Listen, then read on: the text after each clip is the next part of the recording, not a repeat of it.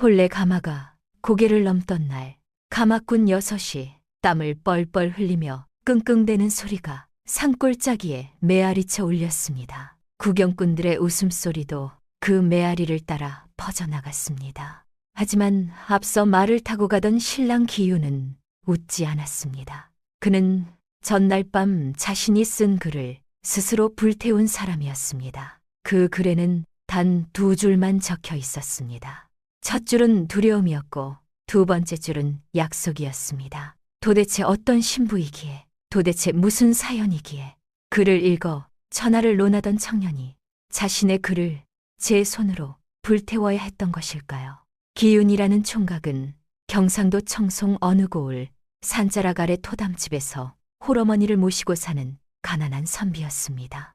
입은 옷은 군데군데 덧댄 자국이 성겨 볼품 없었으나 눈빛만큼은 서리빨처럼 맑아서 마을 어른들이 저 청년은 흙 속의 금이라며 혀를 내찰 정도였습니다. 글솜씨가 빼어나고 성품이 대쪽 같다 하여 칭찬은 늘 따라다녔지만 형편이 워낙 기울어 과거를 보러 한양갈 노잣돈은커녕 어머니 보약 한 첩 지어드리기도 힘든 처지였습니다. 아버지는 일찍 세상을 뜨셨고 어머니는 오랜 세월 쌔바느질로 살림을 꾸려오셨는데 그마저도 몇 해 전부터 등짝이 굽어지고 숨이 차는 병이 깊어져 이제는 자리에서 일어나기조차 버거운 몸이 되셨습니다. 기윤에게 어머니의 병은 가난보다 더 무거운 짐이었습니다. 어느 늦가을 저녁이었습니다. 기윤은 바람이 숭숭 드나드는 문틈을 등으로 틀어막고 흐린 호롱불 아래 책을 펼쳤으나 글자가 눈에 들어오지 않았습니다. 아랫목에서 어머니의 기침소리가 끊이지 않고 들려왔기 때문입니다. 기윤은 책을 덮고 부엌으로 나가 물 한 사발을 데워들고 들어갔는데 어머니는 물조차 넘기기 힘드신지 파리한 손으로 아들의 손목을 잡고 미안하다는 말만 되풀이하셨습니다. 기윤은 아무 말도 하지 못하고 그 손을 꼭 쥐었습니다. 그 손이 그렇게 가벼울 수가 없었습니다. 자신이 아무리 글을 많이 읽고 이치를 깨우친다 한들 당장 어머니의 병 하나 고치지 못하는 무능한 아들이라는 생각에 가슴이 미어지는 것만 같았습니다. 낮에는 남의 집 일을 거들고 밤에는 책을 놓지 않으며 힘겹게 하루하루를 버티고 있었지만 어머니 앞에서 그 모든 것이 아무 소용이 없었습니다. 그러던 어느 날이었습니다. 사랑채에 홀로 앉아 책을 펼치고 있던 기윤의 귀에 마당 쪽에서 낯선 기척이 들려왔습니다. 요란한 목소리와 함께 동네에서 소문난 중매쟁이 갈대댁이 살인문을 거칠게 밀치고 들어온 것입니다.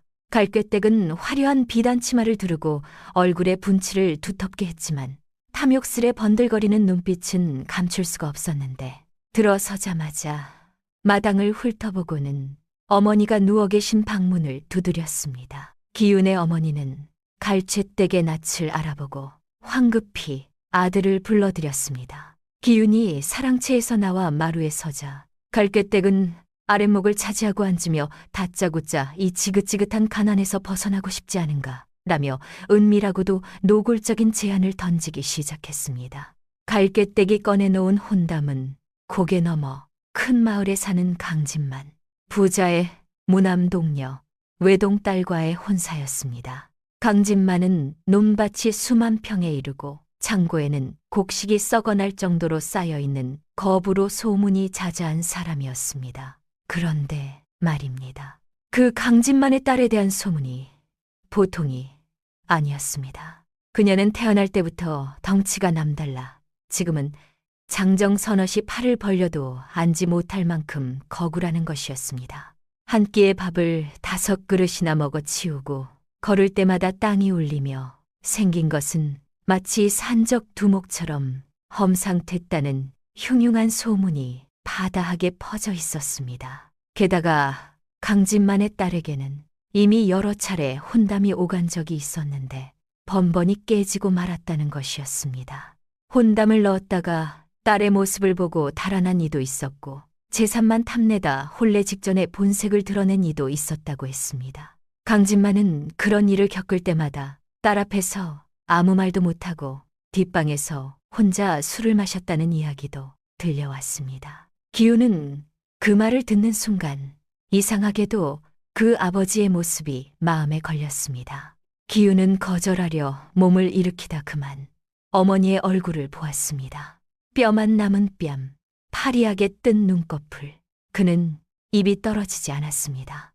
어머니는 기운의 눈빛을 읽었는지 아들의 손을 꼭 잡으며 나지막하게 말씀하셨습니다. 기운아, 어미 뜻대로 하지 않아도 된다. 그 말이 오히려 기운의 가슴을 더 깊이 찔렀습니다. 갈개댁은 기운의 흔들리는 눈빛을 놓치지 않고 품속에서 두툼한 엽전 꾸러미를 꺼내어 흔들며 자네 하나만 눈 딱 감으면 어머니가 따뜻한 방에서 고깃국 드시며 호강할 수 있는데 그깟 겉모습이 대수인가 라며 쨉기를 박았습니다. 돈꾸러미가 부딪히며 내는 짤랑거리는 소리가 방 안을 가득 채웠습니다. 그 소리는 어머니의 기침 소리와 번갈아 들려오며 기운의 머릿속을 어지럽게 만들었습니다. 기운은 주먹을 꽉 쥐었습니다. 손톱이 살을 파고드는 것이 느껴졌습니다. 그는 고개를 떨구며 떨리는 목소리로 혼담을 받아들이겠다고 말하고 말았습니다. 그 순간 가슴 한구석이 쿵 하고 내려앉는 듯한 절망감을 느꼈습니다. 갈개댁은 쾌재를 부르며 그래야지. 역시 효자는 다르구먼 하며 호들갑을 떨고는 날짜는 길일날로 잡아서 다시 오겠다는 말을 남기고 바람처럼 사라졌습니다. 갈대댁이 떠난 뒤 방 안은 무거운 침묵에 잠겼습니다. 어머니는 아들의 손을 쥔 채 아무 말씀도 하지 않으셨습니다. 기운도 아무 말도 할 수 없었습니다. 두 사람은 그렇게 한참을 앉아 있었는데 이윽고 어머니가 작은 소리로 흐느끼기 시작하셨습니다. 기운은 어머니 몰래 부엌으로 나가 다 식은 아궁이 앞에 쭈그리고 앉아 하염없이 눈물을 흘렸습니다. 자신이 평생 꿈꿔왔던 단란한 가정과 사랑하는 사람과의 혼인은 이제 물거품이 되었고 오로지 돈 때문에 팔려가는 신세가 되었다는 자괴감이 그를 짓눌렀습니다. 다음 날부터 마을에는 소문이 삽시간에 퍼졌습니다. 우물가마다 입들이 모였습니다. 아이고, 그 잘난 기운이가 돈에 눈이 멀어 곰 같은 여자한테 장가든다네. 밤에 신랑이 깔려 죽지나 않으면 다행이지. 강부전의 재산이 탐나긴 했나 봐라. 온갖 조롱과 비아냥이 난무했습니다. 마을의 왈패 돌쇠는 기운을 만날 때마다 이 새신랑, 그댁 딸이 밥 먹는 숟가락이 산만하다던데 자네 밥그릇까지 뺏기는 거 아닌가 몰라 하며 깐족거렸습니다. 기우는 그 말들을 들을 때마다 쓴웃음을 지었습니다. 하지만 그 웃음 뒤에 감춰진 것은 수치가 아니었습니다. 저 사람들은 아직 아무것도 모른다는 이상하고 외로운 확신이었습니다. 정작 기윤 자신도 무엇을 모르는지는 몰랐지만 어딘가 모르게 그 소문들이 전부가 아니라는 느낌이 떠나지 않았습니다. 어머니는 아들의 결심이 굳어진 것을 알고는 내 병 때문에 네가 귀한 인생을 망치는구나 하며 가슴을 치고 통곡했지만 이미 물은 엎질러진 뒤였고 혼례 날짜는 야속하게도 빠르게 다가왔습니다. 기윤은 어머니를 달래며 어머니, 저는 괜찮습니다. 사람의 됨됨이가 중요하지 겉모습이 무엇이 중요하겠습니까? 라고 애써 담담한 척 말했지만 밤마다 잠을 이루지 못하고 천장을 바라보며 한숨 짓는 날이 늘어갔습니다. 소문대로라면 신부는 걸음걸이조차 힘들 정도로 비대하다는데 그런 여인과 한 이불을 덮고 평생을 살아야 한다는 사실이 그에게는 형벌과도 같았습니다. 하지만 어머니가 지어주신 약을 드시고 조금씩 혈색을 되찾는 모습을 보며 그는 이것이 자신이 감당해야 할 몫이라고 억지로 마음을 다독였습니다. 혼례를 며칠 앞두고 강진만 댁에서 예물과 함께 쌀가마니, 살진 고기, 비단 꾸러미가 쏟아져 들어왔습니다. 짐꾼들이 줄을 지어 들어오는 모습에 마을 사람들은 입을 다물지 못했습니다.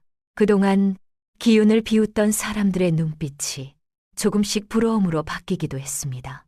하지만 기운은 그 산더미 같은 재물들이 마치 자신의 몸값인 양 느껴져 조금도 기쁘지 않았고, 오히려 그 무게가 어깨를 짓누르는 멍해처럼 다가왔습니다.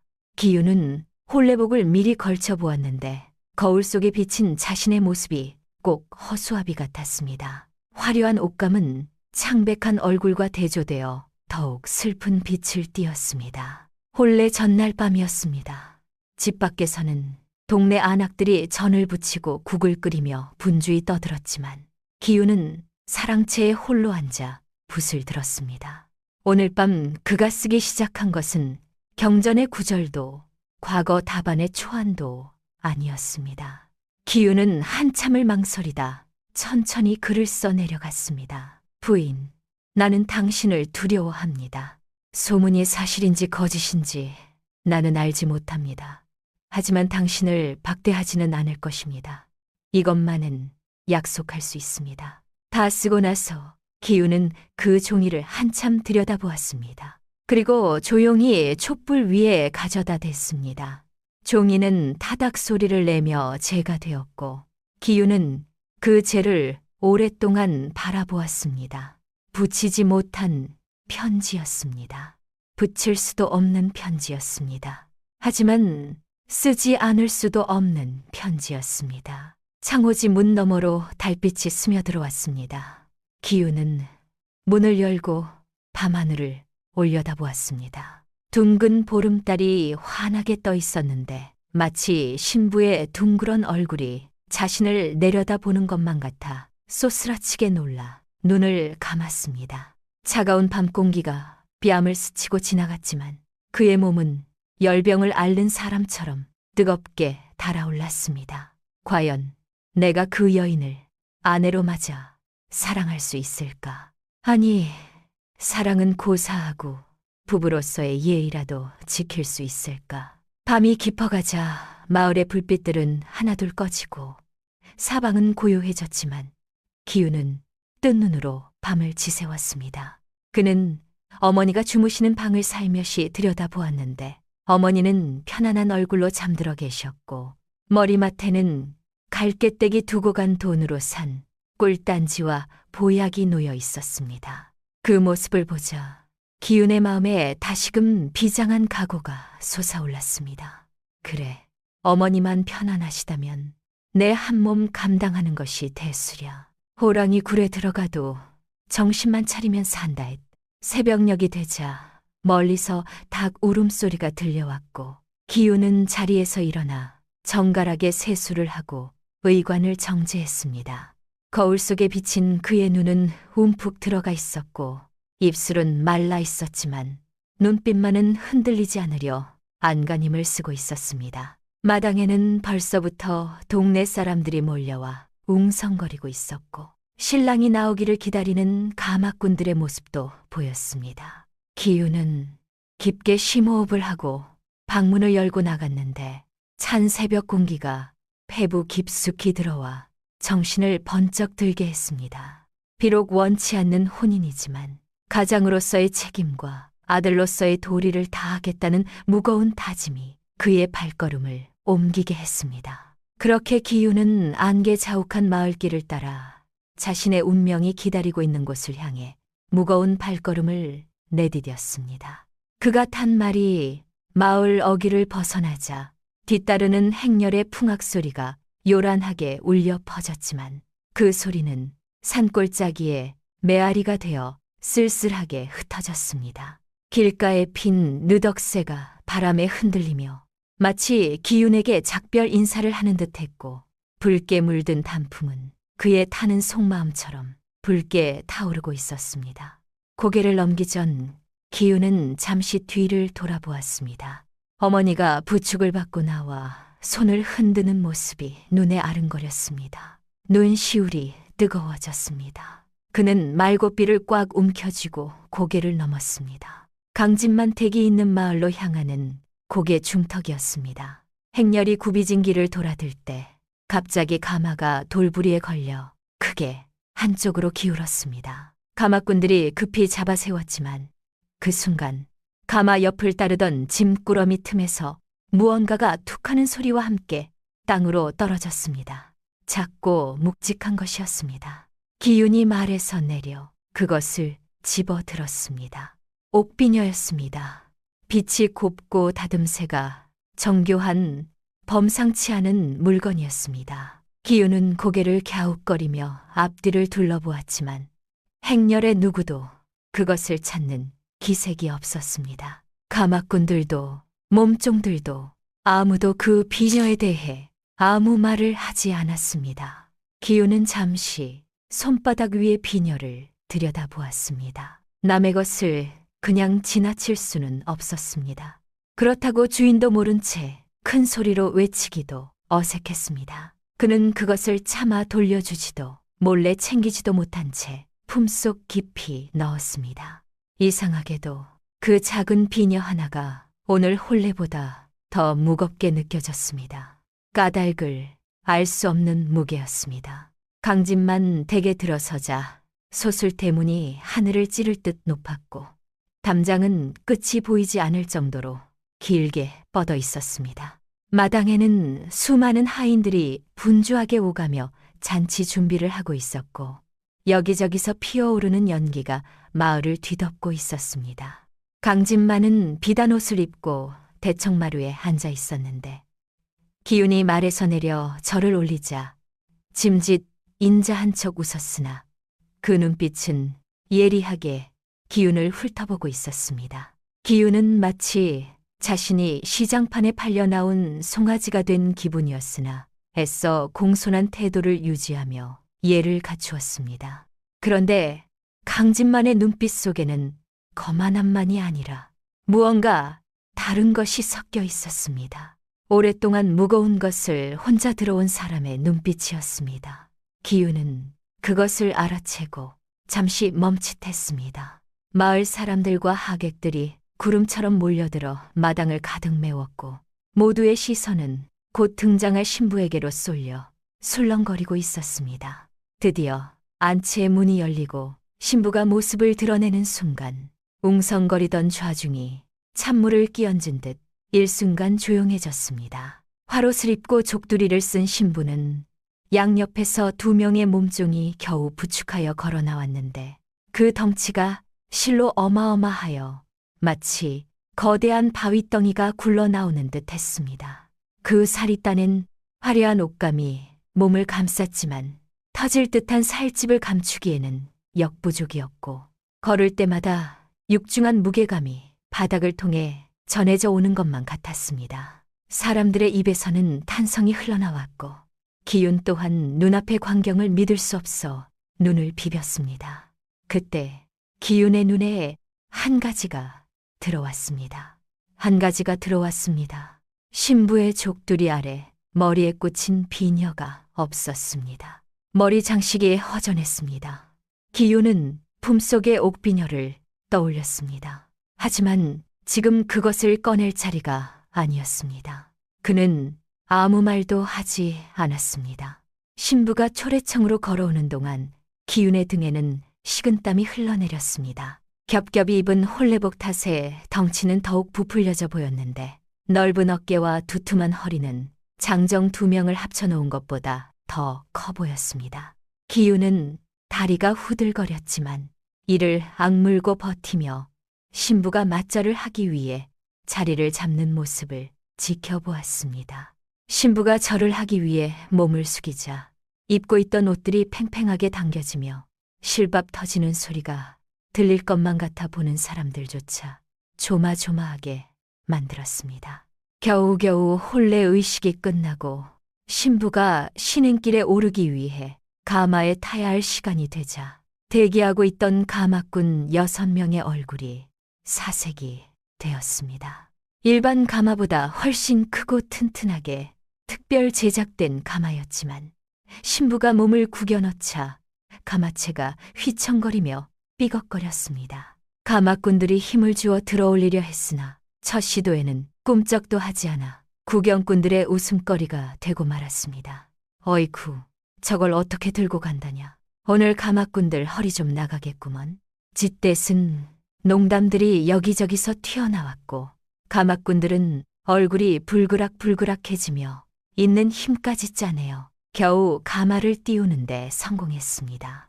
강진만 댁을 나선 행렬은 기윤의 마을을 향해 긴 여정을 시작했는데 가마꾼들의 신음소리가 끊이지 않고 이어졌습니다. 평소라면 한나절이면 족할거리였지만 가마가 워낙 무거워 거북이 걸음처럼 더디게 나아갈 수밖에 없었습니다. 앞서 말을 타고 가던 기윤은 뒤에서 들려오는 가쁜 숨소리와 불평소리에 마음이 편치 않아 자꾸만 뒤를 돌아보았는데 가마가 기울어질 때마다 혹여 신부가 굴러떨어지지는 않을까 하는 걱정과 이 무거운 짐이 마치 자신의 인생에 지워진 짐처럼 느껴져 가슴이 답답해졌습니다. 해가 뉘엿뉘엿 넘어갈 무렵이 되어서야 기윤의 마을 어귀에 도착할 수 있었는데 온 동네 사람들이 구경을 하러 나와 입구부터 북새통을 이루었습니다. 마을의 아이들은 나무 위에 올라가 목을 빼고 구경했고 안악들은 담장 너머로 고개를 내밀며 신부의 모습을 보려고 안달이 났습니다. 돌쇠가 제일 앞줄에 나와 팔짱을 끼고 서 있었는데 가마가 들어오는 모습을 보자마자 특유의 깐족거리는 목소리로 야, 저게 가마냐, 쌀창고냐, 가마꾼들, 다리 몽둥이 부러지겠다라고 소리쳐 좌중을 웃음바다로 만들었습니다. 기윤은 그 소리를 들으며 말고삐를 쥔 손에 힘을 주었습니다. 저 웃음소리가 언젠가는 멈출 것이라는 생각이 들었습니다. 언제, 어떻게 멈출지는 몰랐지만 가마가 기윤의 좁은 마당에 들어서자 마당이 꽉 차서 발 디딜 틈조차 없게 되었고 신부가 가마에서 내리는 과정은 그야말로 전쟁터를 방불케 했습니다. 좁은 가마문으로 몸이 끼어 나오지 못해 몸종들이 양쪽에서 잡아당기고 밀고 난리법석을 떨었는데 그 모습이 우스꽝스럽기도 하고 처절하기도 하여 보는 이들의 혀를 내두르게 했습니다. 돌쇠는 낄낄거리며 이 신랑, 오늘 밤에 저 덩치에 깔리면 뼈도 못 추리겠어. 내가 미리 관이라도 짜놓을까라며 기윤의 속을 박박 긁어놓았습니다. 기윤은 모욕감에 얼굴이 화끈거렸지만 묵묵히 신부가 내리는 것을 지켜볼 뿐이었습니다. 신부가 마당에 발을 디디자 묵직한 진동이 느껴지는 듯했고 흙먼지가 피어올라 신발 주위를 감쌌습니다. 기윤의 어머니는 마루에 앉아 며느리를 맞이했는데 신부의 거대한 몸집을 보자 입을 다물지 못하고 충격을 받은 표정이었습니다. 비록 강진만의 재산 덕에 빚은 갚았지만 저런 며느리와 아들이 평생을 살아야 한다고 생각하니 억장이 무너지는 것 같았습니다. 어머니는 떨리는 손으로 가슴을 쓸어내리며 애써 표정 관리를 하려 했지만 눈가에는 어느새 근심 어린 눈물이 고여 있었습니다. 마을 안악들은 서로 옆구리를 찌르며 세상에 소문보다 더한의 그려라며 수군거렸습니다. 마당에 차려진 홀레상 앞에서 다시 한번 절을 올리는 순서가 되었는데 신부가 몸을 굽힐 때마다 입고 있는 화롯이 팽팽하게 당겨졌습니다. 기윤은 깡마른 체구라 옆에 선 신부와 비교되어 더욱 왜소해 보였는데 마치 거대한 바위 옆에 선 갈대 한 폭이 같았습니다. 기윤은 술잔을 따르는 손이 떨리지 않도록 온 신경을 집중했지만 신부의 거친 숨소리가 귓가를 때릴 때마다 정신이 아득해지는 것을 느꼈습니다. 신부는 한삼 자락 뒤에서 아무런 말도 없이 그저 거친 숨만 몰아쉬고 있었습니다. 혼례식이 끝나고 마을 잔치가 벌어졌습니다. 그런데 말입니다. 신부는 의외로 음식에는 손도 대지 않고 망부석처럼 자리에 앉아만 있었는데 그 모습이 더욱 위압적이고 답답하게 느껴졌습니다. 사람들은 음식을 먹으면서도 시선은 온통 신부에게 고정되어 있었고 신부가 젓가락을 들기라도 하면 얼마나 먹나 보려고 숨을 죽이고 지켜보았습니다. 돌쇠는 술에 거나하게 취해 오늘 밤 신방에서 바닥이 꺼진다에 내 돈 전부를 건다라며 떠들어댔고 어른들이 혀를 차며 말렸지만 그의 주정은 멈출 줄을 몰랐습니다. 기유는 하객들에게 술을 따르며 인사를 다녔지만 마음은 콩밭에 가 있는 듯 멍한 상태였습니다. 그는 웃고 있어도 웃는 것이 아니었고 속으로는 다가올 밤이 영원히 오지 않기를 바랄 뿐이었습니다. 그때 마을에서 가장 나이가 많고 지혜롭기로 소문난 노덕수 진사가 지팡이를 짚고 돌쇠에게 다가와 호통을 쳤습니다. 이놈아, 남의 경사에 무슨 주둥이를 그리 함부로 놀리느냐. 껍데기가 두껍다고 알맹이까지 나쁜 법은 없다. 노진사의 일갈에 돌쇠는 뻘쭘한 표정으로 꼬리를 내렸습니다. 노진사는 기윤에게 다가와 어깨를 두드리며 나지막한 목소리로 말했습니다. 자네는 마음이 깊은 사람이니 눈에 보이는 것에 현혹되지 말고 마음의 눈으로 사람을 보게나. 귀한 보석일수록 깊은 흙 속에 묻혀있는 법일세. 기윤은 그 말의 뜻을 그때는 미처 알지 못했습니다. 해는 야속하게도 서산 너머로 붉은 꼬리를 감추며 사라졌고 어둠이 깔리기 시작하자 마당 곳곳에 횃불이 밝혀졌습니다. 불빛에 비친 신부의 그림자는 혼자 마당 전체를 덮을 만큼 거대하게 일렁거렸습니다. 기윤에게는 그 형체가 마치 자신을 집어삼키려는 괴물의 그림자처럼 보였습니다. 밤이 깊어지자 손님들은 하나둘 돌아갔습니다. 신부는 몸종들의 부축을 받아 안방으로 들어갔고 기윤은 사랑채에서 마음을 다잡으려 애썼습니다. 늦가을의 차가운 바람이 문풍지를 울리며 우웅 소리를 냈습니다. 그때 강진만 댁에서 따라온 늙은 유모가 기윤에게 다가와 조용히 말을 건넸습니다. 신랑 도련님, 잠깐 들으십시오. 유모는 주위를 살핀 뒤 목소리를 낮추었습니다. 우리 오견 아기 씨는 이 혼례가 두렵습니다. 하지만 두려움보다 더 큰 것이 있어서 이 자리에 섰습니다. 부디 겉모습에 놀라지 마시고 찬찬히 속을 들여다봐 주십시오. 기윤은 그 말에 눈빛이 흔들렸습니다. 두려움보다 더 큰 것이라니. 유모는 더 이상 말을 잇지 않고 물러갔습니다. 기윤은 어머니가 계신 방 쪽을 향해 마음속으로 다짐했습니다. 이 모든 치욕과 두려움을 견뎌내고 반드시 집안을 일으키겠습니다. 그리고 떨리는 손으로 옷매무새를 가다듬고 사랑채를 나섰습니다. 마당을 가로질러 안채로 가는 발걸음은 천근만근 무거웠고 신방 문 앞에 다다르자 심장 소리가 북소리처럼 크게 울렸습니다. 문 안쪽에는 거대한 그림자가 미동도 없이 앉아있는 것이 보였습니다. 기윤은 마른 침을 삼키며 문고리를 잡았습니다. 담장 너머에서는 돌쇠와 동네 건달몇이 킬킬거리며 숨죽이고 있는 기척이 느껴졌습니다. 그들은 야, 조용히 해. 얼마나 대단한 구경거리인지 한번 보자고라며 소곤거렸고 그들의 비열한 웃음소리가 바람을 타고 희미하게 들려왔습니다. 기윤은 그들의 존재를 눈치챘지만 쫓아낼 여력조차 없었습니다. 오로지 문 너머에 있는 미지의 존재에 대한 공포와 혼란만이 머릿속을 가득 채우고 있었습니다.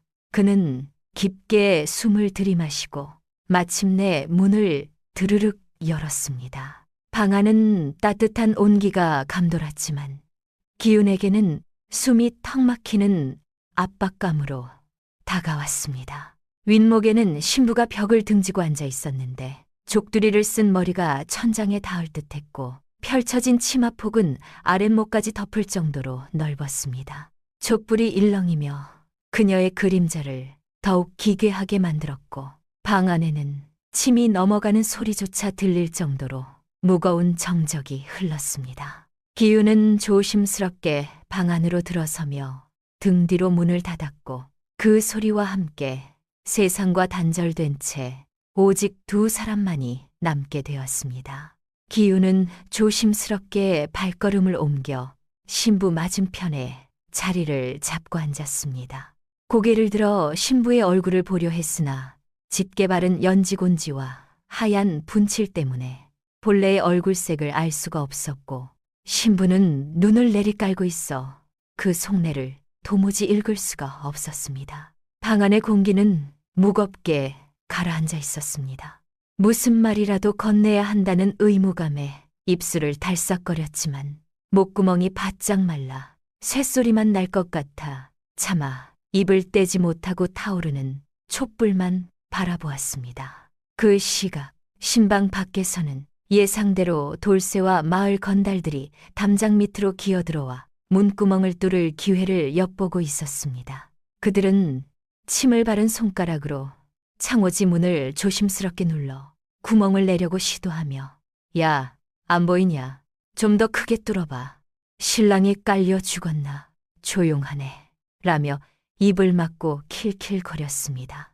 문풍지 너머로 들려오는 그들의 속삭임과 비웃음 소리는 기윤의 귀에 선명하게 꽂혔고 그는 모욕감과 수치심에 얼굴이 붉게 달아올랐습니다. 하지만 신부 앞에서 소리를 지르며 나갈 수도 없는 노릇이라 기윤은 주먹을 꽉 쥐고 부들부들 떨며 참을 잇는 자를 마음속으로 새길 뿐이었습니다. 그때 갑자기 밖에서 앙칼진 호통 소리가 들렸습니다. 이 녀석들아, 여기가 어디라고 감히 장난질이냐. 놀란 돌쇠와 건달들이 혼비백산하여 도망가는 소리가 요란하게 났고 곧이어 빗자루로 바닥을 쓰는 소리가 싹싹 들렸습니다. 강진만댁의 늙은 유모가 신방을 지키고 있었던 것입니다. 유모는 도망가는 녀석들의 등 뒤에 대고 재수 옴 붙기 전에 썩 꺼지거라. 남의 귀한 첫날 밤에 무슨 짓거리들이냐 라고 다시 한번 소리치며 주변을 정리했습니다. 덕분에 밖은 다시 조용해졌지만 기윤은 밖에서 들려온 소동 때문에 더욱 민망하여 고개를 들 수가 없었습니다. 잠시 후 유모가 문 밖에서 나지막하지만 뼈가 있는 목소리로 방 안을 향해 말을 건넸습니다. 신랑 도련님, 밖은 제가 지킬 테니 걱정 마시고 편안히 계시지요. 기윤은 짧게 알겠소 라고 대답하며 마음을 다시 가다듬었습니다. 기윤은 떨리는 손으로 상위에 놓인 술잔을 채웠습니다. 술이 차오르는 맑은 소리가 방 안의 정적을 깼습니다. 밤이 깊었으니 이 술 한 잔 드시고 긴장을 푸시지요. 목소리가 미세하게 떨렸지만 최대한 다정하게 말하려 애썼습니다. 신부는 잠시 머뭇거리다 소매 속에서 손을 꺼내 술잔을 잡았습니다. 그런데 기윤은 그 순간 신부의 손이 생각보다 작고 고와서 거대한 몸집과 왠지 어울리지 않는다는 묘한 이질감을 느꼈습니다. 신부는 한 번에 술을 들이켜고 다시 소매 속으로 손을 감추었습니다. 기윤도 연거푸 2잔을 마시고 나서야 가슴에 맺힌 응어리가 조금 내려가는 듯 했습니다. 그래, 이미 엎질러진 물이다. 내 아내가 된 이상 내가 책임져야 하지 않겠는가. 생김새가 남다르다고 박대한다면 그것이야말로 선비의 도리가 아니다. 그는 스스로를 채찍질하며 결심을 굳힌 듯 자리에서 일어나 신부에게 한 걸음 다가갔습니다. 부인, 겹겹이 입은 옷이 무겁고 더울 터이니 이제 그만 겉옷을 벗고 편히 쉬십시다. 기윤은 최대한 정중하게 말하며 신부 가슴께의 옷고름을 향해 손을 뻗었습니다. 팽팽하게 당겨진 고름을 잡아당겨 매듭을 풀자 툭 하는 소리와 함께 두꺼운 화롯이 양옆으로 벌어졌습니다. 그런데 화롯 안에는 또 다른 두꺼운 비단 저고리가 입혀져 있었고 치마 또한 몇 겹인지 알 수 없을 정도로 두툼하게 둘러져 있었습니다. 기윤은 당황하여 눈을 크게 떴지만 신행길에 찬바람을 막기 위해 껴입었으려니 생각하고 땀을 뻘뻘 흘리며 무거운 화롯을 벗겨내기 시작했습니다. 화롯을 한쪽에 내려놓는데 그 무게가 쌀가마니를 드는 것처럼 묵직하여 기우는 으흑하고 신음소리를 내뱉었습니다. 부인, 옷을 참으로 많이도 껴입으셨구려. 일이 무거워서야 어찌 걸어오셨소. 짐짓 농담조로 말을 건네며 분위기를 풀어보려 했지만 신부는 여전히 묵묵부답이었습니다. 두 번째 겹옷을 벗기는데 손에 닿는 느낌이 사람의 살결이 아니라 딱딱하고 뭉툭한 물체의 느낌이 났습니다. 옷을 움직일 때마다 절그럭거리는 미세한 소리도 들렸습니다. 이게 무슨 소리지? 옷 속에 뭘 넣어온 건가? 기우는 고개를 갸웃거리며 신부의 얼굴을 올려다보았지만 신부는 여전히 눈을 감고 석상처럼 앉아있을 뿐이었습니다. 그런데 세 번째 겹옷을 벗기려던 순간이었습니다. 그때까지 단 한마디도 하지 않던 신부가 갑자기 아주 작게 하지만 또렷하게 말했습니다. 서방님, 떨고 계시는군요. 기우는 손을 멈췄습니다. 그 목소리가 너무 뜻밖이었기 때문입니다.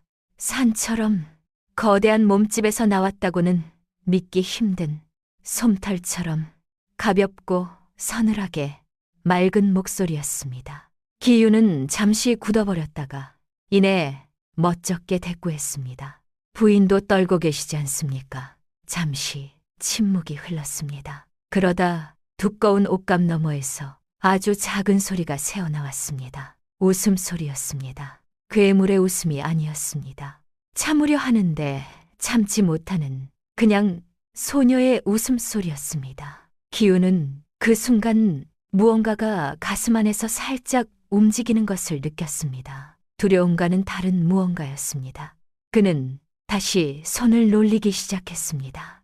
세 번째 겹옷이 흘러내리자 그 안쪽 주머니에서 엽전 꾸러미가 짤랑 소리를 내며 바닥으로 쏟아졌습니다. 기우는 눈이 휘둥그레졌습니다. 아니, 이게 어찌 옷 속에 네 번째 옷에서는 비단 주머니에 든 은수저 세트가 쿵 하고 떨어졌고 다섯 번째 옷에서는 금가락지들이 우수수 떨어졌습니다. 기우는 너무 놀라 뒷걸음질 쳤습니다. 신부의 몸집이 거대했던 이유는 단순히 살 때문이 아니라 겹겹이 입은 옷 사이사이에 온갖 폐물과 재화들을 숨겨놓았기 때문이었던 것입니다. 방바닥은 순식간에 보물창고처럼 변해갔습니다. 금비녀, 은비녀, 엽전 꾸러미들이 옷을 벗길 때마다 쏟아져 나와 촛불빛을 받아 반짝거렸습니다. 그렇게 여섯 번째, 일곱 번째 겹옷을 벗겨내자 방바닥에는 옷 무더기가 산처럼 쌓였습니다. 그런데 신기하게도 옷을 벗길수록 신부의 어깨선이 조금씩 달라 보이기 시작했습니다. 처음처럼 방 전체를 압도하던 그 거대함은 어느새 조금씩 줄어들고 있었습니다. 기우는 혼란스러웠습니다. 도대체 얼마나 많은 옷을 껴입은 것인가? 그리고 마지막 솜저고리의 끈에 손을 대는 순간 그는 옷감 사이에서 익숙한 것이 걸리는 것을 느꼈습니다. 둥글고 매끄러운 것, 옥의 촉감이었습니다. 그는 천천히 꺼내 들었습니다. 옥비녀였습니다. 고갯길에서 땅으로 떨어졌던 바로 그 비녀였습니다. 기우는 손바닥 위의 비녀를 한참 들여다보다가 고개를 들어 신부를 바라보았습니다. 신부는 처음으로 천천히 눈을 들어 기운을 정면으로 바라보았습니다. 그 눈빛 속에는 두 가지가 섞여 있었습니다. 두려움, 그리고 무언가를 이미 알고 있다는 빛이었습니다. 기우는 그 눈빛을 마주하며 이 비녀가 우연히 떨어진 것이 아님을 직감했습니다. 그는 비녀를 손에 쥔 채 마지막 매듭을 당겼습니다. 마지막 겹옷이 스르르 흘러내리는 순간 기우는 숨을 멈췄습니다. 두꺼운 속옷 속에 감춰져 있던 것은 똥녀가 아니었습니다. 가녀린 어깨가 드러났습니다. 허리가 드러났습니다. 기운이 이제껏 상상 속에서 그려왔던 거대한 형체는 온데간데 없었습니다. 눈앞에 앉아있는 여인은 지금 온몸이 미세하게 떨리고 있었습니다. 손끝이 떨리고 입술이 떨리고 눈꺼풀이 떨리고 있었습니다. 그녀는 고개를 약간 숙인 채 눈을 내리깔고 있었는데 그 눈가에는 어느새 눈물이 고여 있었습니다. 흘러내리지는 않았습니다. 그냥 고여 있었습니다. 마치 오래 참아온 것처럼 기유는 그 모습을 보는 순간 이 여인이 오늘 이 자리에서 얼마나 많은 것을 견뎌냈는지를 비로소 알 것 같았습니다. 그녀는 아름다웠습니다. 하지만 기윤의 심장을 두드린 것은 그 아름다움이 아니었습니다. 눈가에 고인 채 흘러내리지 않는 그 눈물이었습니다. 신부는 천천히 고개를 들어 기윤을 바라보았습니다. 그리고 조용하고 떨리는 목소리로 말했습니다. 서방님, 많이 놀라셨습니까? 실망하지는 않으셨는지요? 많이. 기윤은 그제야 정신을 차리고 손을 내저으며 더듬거렸습니다. 아니, 실망이라니요. 당치도 않습니다. 그리고 잠깐 멈추었다가 조용히 덧붙였습니다. 그저 미안합니다. 이 자리에 오시기까지 얼마나 힘드셨을지 이제서야 조금 알 것 같습니다. 신부의 눈가에 고여있던 눈물이 그때 비로소 한 방울 흘러내렸습니다. 신부는 잠시 후 마음을 가다듬고 다소곳이 앉아 그동안의 사연을 조곤조곤 이야기하기 시작했습니다. 그 목소리가 마치 은쟁반에 옥구슬을 굴리듯 청아했습니다. 제 아버님께서는 평소 사람의 겉모습보다 마음을 중히 여겨야 한다고 가르치셨습니다. 하지만 그 가르침은 저로 인해 몇 번이나 상처가 되어 아버님께 돌아왔습니다. 저에게 혼담을 넣었다가 달아난 이도 있었고 재산만 탐내다 본색을 드러낸 이도 있었습니다. 아버님은 그런 일이 있을 때마다 제 앞에서는 아무 말씀도 안 하셨지만 뒷방에서 혼자 술을 드셨습니다. 저는 그 소리를 문 뒤에서 들었습니다. 기유는 아무 말도 하지 않았습니다. 그 아버지의 이야기가 처음 갈대댁에서 들었을 때부터 마음에 걸렸던 이유를 이제야 알 것 같았습니다. 그래서 아버님과 제가 함께 이 시험을 꾸몄습니다. 흉한 소문을 퍼뜨리고 겹겹이 옷을 껴입고 재물을 숨겨두었습니다. 만약 서방님께서 저의 겉모습만 보고 도망치거나 박대하셨다면 그것으로 인연이 아니라 생각하려 했습니다. 하지만 이것만은 말씀드려야겠습니다. 이 시험은 아버님의 뜻이기도 했지만 제 뜻이기도 했습니다. 저는 아버님이 꾸미신 계획에 따른 것이 아니라 제가 먼저 아버님께 이렇게 하고 싶다고 말씀드렸습니다. 저는 제 남편 될 사람을 제 눈으로 직접 보고 싶었습니다. 돈이나 가문이 아니라 사람을 보고 싶었습니다. 기유는 그 말을 들으며 눈앞의 여인을 다시 바라보았습니다. 이 모든 것이 아버지의 사랑이기도 했지만 동시에 이 여인 자신의 선택이기도 했던 것입니다. 기유는 조용히 물었습니다. 그렇다면 고갯길의 옥비녀는 신부는 그 말에 처음으로 수줍은 빛을 띠며 대답했습니다. 그것은 제 외할머니께서 어머니께 물려주시고 어머니께서 제게 물려주신 물건입니다. 저는 그것을 일부러 떨어뜨렸습니다. 줍는 사람도 있고 그냥 지나치는 사람도 있습니다. 탐내어 감추는 사람도 있습니다.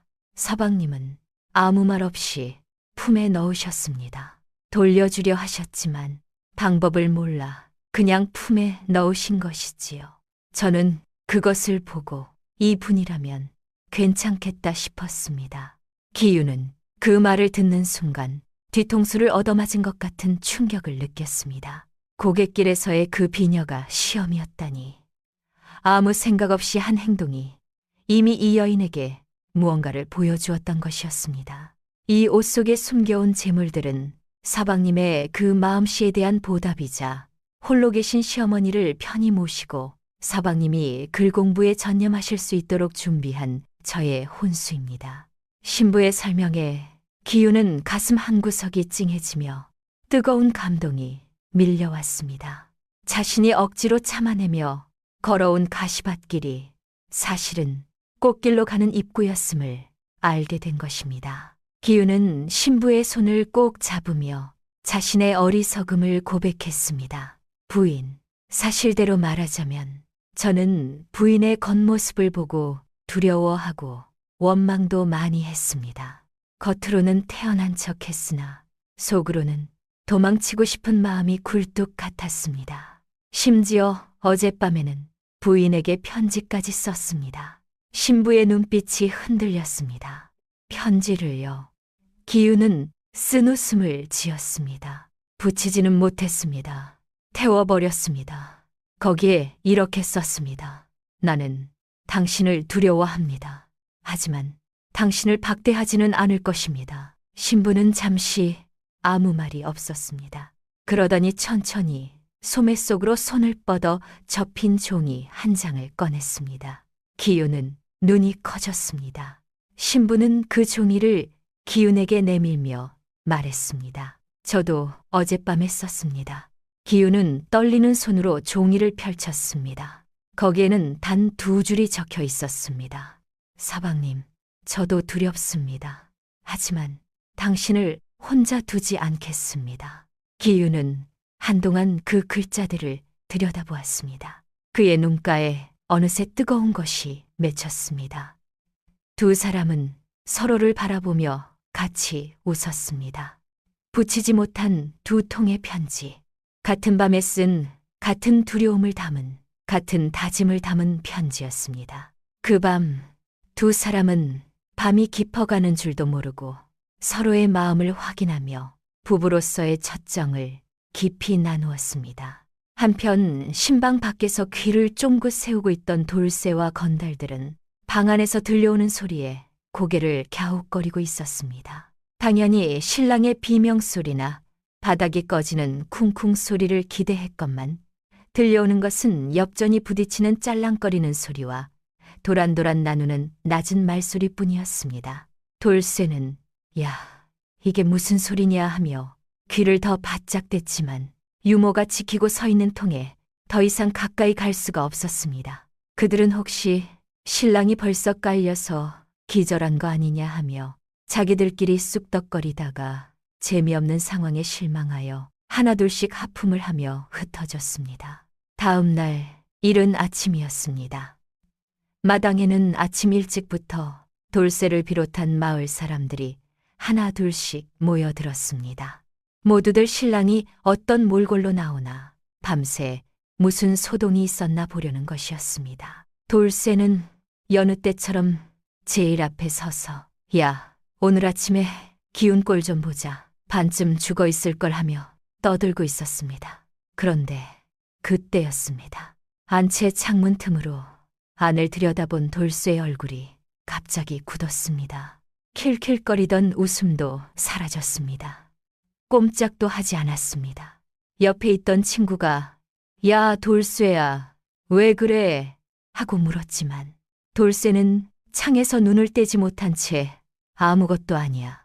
그냥 아무것도 아니야 라고만 중얼거렸습니다. 그 이상한 표정에 마당에 있던 사람들이 술렁거리기 시작했습니다. 드디어 방문이 열리고 기훈이 의젓한 모습으로 마루에 나섰습니다. 돌쇠는 어이구 신랑 살아있었네. 허리는 괜찮은가 하며 습관처럼 비아냥거렸고 사람들이 와하 웃음을 터뜨렸습니다. 하지만 그 웃음소리는 곧이어 신부가 모습을 드러내는 순간 딱 끊어지고 말았습니다. 기훈의 뒤를 따라 나온 여인은 어제의 그 뚱녀가 아니었습니다. 눈부시게 고운 한복을 입고 흑발을 단정히 빗어넘긴 마을에서 한 번도 본 적 없는 여인이 사뿐히 걸어 나오고 있었습니다. 마당에 모인 사람들은 마치 약속이라도 한 듯 입을 딱 벌리고 침묵에 빠졌습니다. 아무도 웃지 않았습니다. 아무도 아무 말도 하지 않았습니다. 그 침묵 속에서 돌쇠는 어제 자신이 했던 말들을 떠올렸습니다. 그는 얼굴이 천천히 붉어지기 시작했습니다. 마을 안악들도 서로의 얼굴을 바라보았습니다. 누구도 먼저 입을 열지 않았습니다. 그 침묵이 어떤 말보다 더 많은 것을 말하고 있었습니다. 기훈은 당당한 목소리로 사람들에게 외쳤습니다. 모두들 보시오. 이 사람이 내 아내 강진만 어른의 따님이요. 어제 보았던 모습은 사람의 진심을 알아보기 위해 잠시 꾸몄던 것일 뿐이요. 기훈의 말이 끝나자마자 하인들이 어제 벗어놓은 그 엄청난 양의 속옷들과 금은 폐물 일부를 마루로 가지고 나왔습니다. 산더미처럼 쌓인 옷들과 반짝이는 재물을 본 사람들은 그제야 모든 것이 강진만의 지혜로운 시험이었음을 깨닫고 탄성을 질렀습니다. 아이고, 우리가 겉모습만 보고 사람을 잘못 봤구먼. 기훈이가 복을 받아도 단단히 받았네. 하지만 기훈은 그 탄성보다 방금 전의 침묵이 더 마음에 들었습니다. 사람들이 어제 자신을 부끄럽게 여기는 그 침묵이 돌쇠는 슬금슬금 뒷걸음질을 쳤지만 기훈이 그를 불러 세웠습니다. 돌쇠야, 자네도 이리 와서 아침이나 들고 가게. 자네 덕분에 내가 긴장하지 않고 혼례를 잘 치렀네. 기훈의 너그러운 한마디에 돌쇠는 머리를 긁으며 기어들어가는 목소리로 미안하네, 기훈이. 내가 눈이 삐었었나 보네. 정말 축하하네. 라고 말했습니다. 이번에는 아무도 웃지 않았습니다. 돌쇠 스스로도 웃지 않았습니다. 기훈의 아내는 강옥연이라는 이름을 가진 여인이었습니다. 강옥연은 어머니에게 큰 절을 올리며 고운 목소리로 인사했습니다. 어머니, 그동안 심려를 끼쳐 죄송합니다. 부족한 며느리, 앞으로 정성을 다해 모시겠습니다.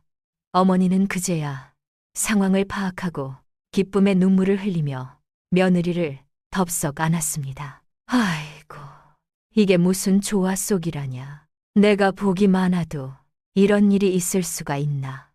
동네 사람들 말만 믿고 밤새 가슴을 졸였는데 세상에 이런 경사가 어디 있겠느냐. 어머니는 며느리의 등을 쓰다듬으며 연신 감탄사를 내뱉었고 집안에는 웃음꽃이 활짝 피어났습니다. 강진만 댁에서 보낸 하인들이 다시 찾아와 쌀과 비단을 마당에 내려놓았습니다. 어르신께서 따님과 사위가 편안하게 살기를 바라시며 보내신 것입니다. 그렇게 소동이 가라앉고 사람들이 돌아간 뒤 집안에는 처음으로 진짜 평화가 찾아왔습니다. 기훈과 강옥연은 마당에 멍석을 깔고 앉아 어머니와 함께 오순도순 이야기를 나누었습니다. 강옥연은 소매를 걷어붙이고 부엌일을 거들며 알뜰살뜰하게 시어머니를 모셨고 그 모습은 천상 현모양처가 따로 없었습니다. 기훈은 마루에 앉아 그 모습을 지켜보며 자신이 겪은 지난밤의 일들이 마치 도깨비 장난 같기도 하고 꿈만 같기도 하다고 생각했습니다. 하지만 눈앞에 있는 아내의 따뜻한 미소와 건강을 되찾아가는 어머니의 웃음소리는 분명한 현실이었습니다. 저녁이 되어 해가 지고 마을에 어둠이 깔리자 기훈의 집에서는 따뜻한 밥 짓는 냄새가 피어올랐습니다. 굴뚝에서 피어나는 연기는 곱게 하늘로 올라갔고 처마 밑에 달린 풍경 소리는 딸랑거리며 고요한 저녁을 깨웠습니다. 기훈은 사랑방에 앉아 다시 책을 펼쳤습니다. 예전처럼 기름이 떨어질까 걱정하며 호롱불 심지를 줄일 필요도 없었고 추위에 떨며 언손을 호호 불어가며 책장을 넘길 필요도 없었습니다. 글 읽는 소리는 더욱 낭낭해졌고 그 소리에 맞춰 강옥연의 다듬이질 소리가 토닥토닥 장단을 맞추었습니다. 강옥연은 지극정성으로 시어머니를 봉양했습니다. 강진만 댁에서 가져온 귀한 약재를 정성껏 다려드리고 입맛에 맞는 음식을 때 맞춰 올리며 시어머니의 손발이 되어주었습니다. 처음에는 그저 돈 많은 집 딸이라 귀하게만 자라 집안일을 못할 줄 알았는데 강옥연은 손에 물 마를 날 없이 집안일을 야무지게 해냈습니다. 어머니는 며느리가 다려준 보약을 드시고 혈색이 돌아와 이제는 지팡이 없이도 마당을 거닐 수 있게 되었고 동네방네 며느리 자랑을 하느라 입에 침이 마를 새가 없었습니다. 우리 며느리는 하늘이 내린 복덩이라네. 얼굴만 예쁜 게 아니라 마음 씀씀이가 부처님 가운데 토막이야. 어머니의 웃음소리가 담장을 넘을 때마다 기윤의 마음도 덩달아 훈훈해졌습니다. 기윤 부부의 넉넉한 인심은 집안에만 머물지 않고 마을 전체로 퍼져나갔습니다. 흉년이 들어 마을 사람들이 끼니를 걱정할 때면 부부는 사제를 털어 이웃을 먹였고 병든 이웃에게는 약값을 대주기도 했습니다. 지난날 기윤을 괴롭히고 놀려대던 돌쇠는 기윤의 도움으로 노름빚을 청산하고 새 사람이 되었습니다. 돌쇠는 기윤의 집 허드렛 일을 자처하며 내가 기윤 어른 은혜를 갚으려면 평생을 일해도 모자라다며 누구보다 열심히 일했습니다. 마을 사람들은 기윤 부부를 보며 부자가 되더니 인심은 더 좋아졌다며 칭송을 아끼지 않았고 마을의 대소사를 모두 기윤에게 의논하러 찾아오곤 했습니다. 그로부터 3년이 흘렀습니다. 기윤은 그 3년을 온전히 책과 함께 보냈습니다. 강홍현이 켜준 등불 아래서 어머니가 다려준 차를 식혀가며 마침내 기윤이 과거 시험을 보러 한양으로 떠나야 할 날이 다가왔습니다. 강옥연은 며칠 밤을 새워 남편이 입고 갈 두루마기와 버선을 정성껏 지었고 먼 길 가는 동안 육아와 포를 넉넉히 준비했습니다. 떠나는 날 아침 기윤은 어머니와 아내에게 큰 절을 올렸습니다. 반드시 진사에 급제하여 돌아오겠습니다. 강옥연은 담담한 미소로 남편의 옷매무새를 고쳐주며 말했습니다. 서방님의 실력이라면 능히 해내실 것입니다. 집안 걱정은 마시고 오로지 시험에만 집중하십시오. 기윤은 가족들의 배웅을 뒤로하고 힘차게 발걸음을 옮겼고 그의 뒷모습은 그 어느 때보다 듬직해 보였습니다. 한양에 도착하여 과거장에 들어서니 전국 각지에서 모여든 선비들로 인산인해를 이루고 있었습니다. 소가의 시험 문제가 발표되었는데 공교롭게도 겉모습과 내면의 가치에 대해 논하라는 주제가 나왔습니다. 기윤은 주제를 보는 순간 무릎을 치며 붓을 들었습니다. 그것은 바로 자신이 직접 겪고 깨달은 인생의 진리였기 때문입니다. 그는 두꺼운 옷 속에 감춰져 있던 진정한 아름다움과 가난한 선비의 초라한 행색 속에 숨겨진 굳은 의지를 그리고 고갯길에서 손에 쥔 옥비녀의 무게를 떠올리며 단숨에 답안을 써내려갔습니다. 기윤의 글은 화려한 미사여구는 없었지만 진심에서 우러나오는 깊은 통찰과 울림이 있었습니다. 시험관들은 그의 답안을 돌려가며 읽고 감탄을 금치 못했습니다. 이 글에는 삶 속에서 직접 건져 올린 지혜가 있다. 책에서 배운 것이 아니라 몸으로 겪어낸 사람만이 쓸 수 있는 글이다. 마침내 합격자가 발표되는 날, 기윤의 이름이 진사 합격자 명단에 뚜렷하게 적혀 있었습니다. 기윤은 감격에 겨워 고향 쪽을 향해 큰 절을 올렸습니다. 마을 어귀에는 온 동네 사람들이 나와 춤을 추며 기다리고 있었습니다. 돌쇠는 가장 앞장서서 깃발을 흔들며 목이 터져라 소리를 질렀고 동네 아이들은 말 뒤를 졸졸 따라다니며 신기해했습니다. 대문 앞에는 어머니와 강옥연이 마중을 나와 있었습니다. 기윤은 단숨에 달려가 어머니 앞에 엎드려 절을 올렸습니다. 어머니, 못난 아들이 진사에 급제하여 돌아왔습니다. 어머니는 아들을 끌어안고 장하다. 내 아들, 이제 죽어도 여한이 없다 하며 기쁨에 눈물을 쏟아냈습니다. 강진만도 소식을 듣고 한달음에 달려와 사위의 손을 잡고 호탕하게 웃었습니다. 내 눈이 틀리지 않았어. 자네는 진흙 속의 진주였네 그려. 그 뒤로도 기윤은 학문을 놓지 않았습니다. 진사에 급제한 지 7년째 되던 해, 기윤은 마침내 대과의 문을 두드렸습니다. 그리고 급제하였습니다.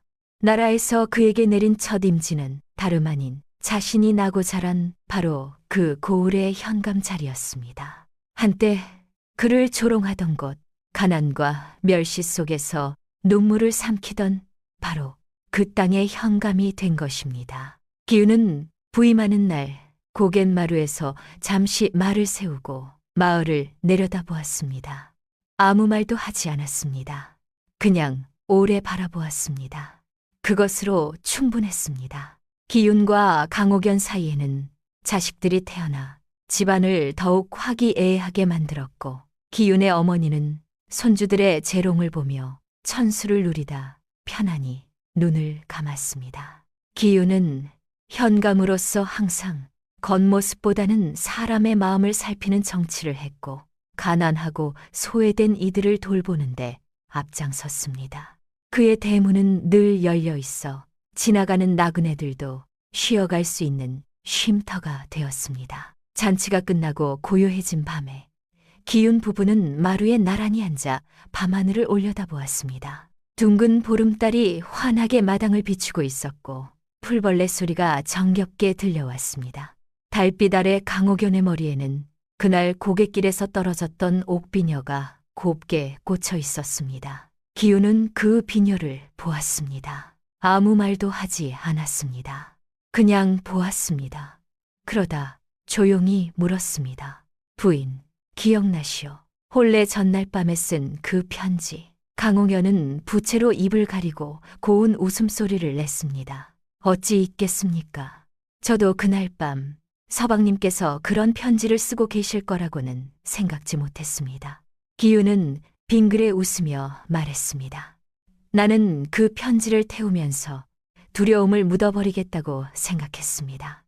그런데 부인이 같은 두려움을 담은 편지를 품고 계셨더군요. 강옥연은 고개를 끄덕이며 말했습니다. 두려움을 혼자 감추는 것보다 같이 두려워하는 것이 더 용감한 것이라고 저는 생각합니다. 서방님도 그렇지 않으셨습니까? 기윤은 그 말에 아무런 대꾸도 하지 않았습니다. 그저 강옥연의 손을 꼭 쥐었습니다. 기윤은 그 비녀를 볼 때마다 사람의 마음도 함부로 지나치지 말아야 한다는 것을 떠올렸습니다. 그것은 그 어떤 경전의 구절보다 그의 마음 깊은 곳에 새겨진 가르침이었습니다. 그 옥비녀는 훗날 강옥연이 자신의 딸에게 물려주었습니다. 딸에게 이것을 건네며 강옥연은 이렇게 말했습니다.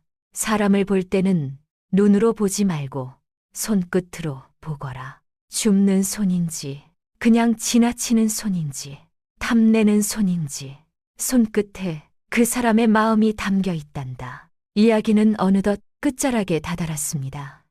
옛날 그 경상도 산골 마을, 기윤과 뚱뚱한 신부의 이야기는 입에서 입으로 전해져 전설이 되었습니다.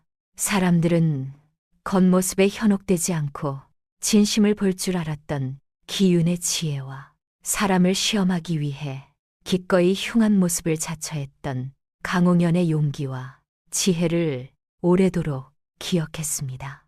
그리고 누군가 겉모습만 보고 사람을 판단하려 할 때면 마을 노인들은 혀를 차며 이렇게 말하곤 했습니다. 허허, 기윤이 색시 옷 벗기는 소리 하고 있네. 까보지 않고 어찌 알겠는가. 밤이 깊었습니다. 산 너머 부엉이도 이제 잠이 들 시간입니다. 기윤의 집 안방에 은은한 호롱불도 후하고 꺼지면 세상은 온통 평온한 어둠 속에 잠기게 됩니다. 오늘 밤 여러분의 꿈속에도 겉모습보다는 마음이 고운 사람들이 찾아와 따뜻한 이야기를 나누기를 바랍니다. 거친 껍질 속에 달콤한 과육이 숨어 있듯이 우리네 삶 곳곳에도 아직 발견하지 못한 보석 같은 행복이 숨겨져 있을지 모릅니다. 부디 마음의 눈을 크게 뜨고 그 행복을 찾아보시길 바랍니다. 그러면 오늘 이야기는 여기서 마치고 이만 물러가겠습니다.